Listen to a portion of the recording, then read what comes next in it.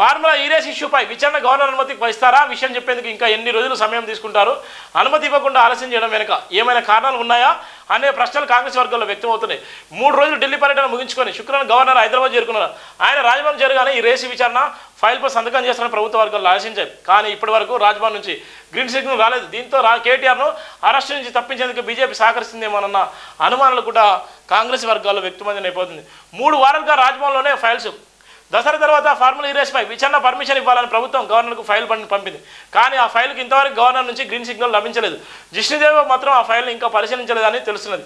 ఢిల్లీకి వెళ్లే ముందు న్యాయ సలహా కోసం అటార్నీ జనరల్ కూడా కలిసిన నేపథ్యం కూడా మనం చూస్తున్నాం. ఏది ఏమైనప్పటికీ ఒక భయంకరమైన పరిస్థితి ఉంది.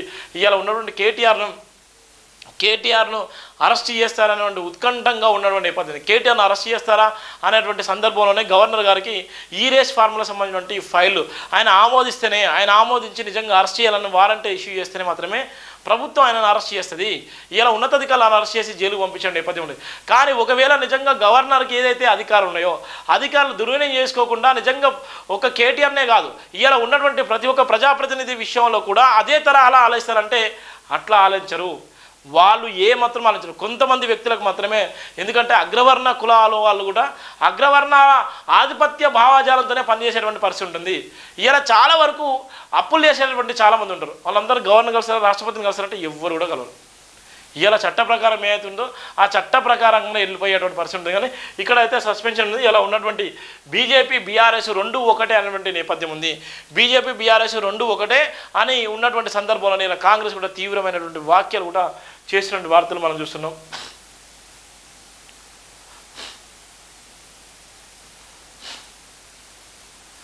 జన్వాడ ఫామ్ హౌస్ అక్రమ నిర్మాణమే. కేటీఆర్ బావమరిది ఫామ్ హౌస్ పర్మిషన్ లేదు. ఇక చూడు, జన్వాడ ఫామ్ హౌస్ అక్రమ నిర్మాణమే.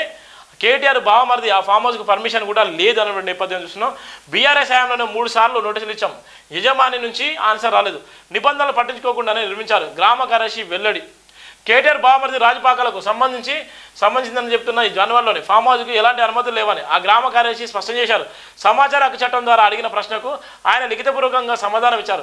691 సర్వే నెంబర్లో ఫామ్ హౌస్ నిర్మాణానికి అనుమతి ఇవ్వలేదని పేర్కొన్నారు.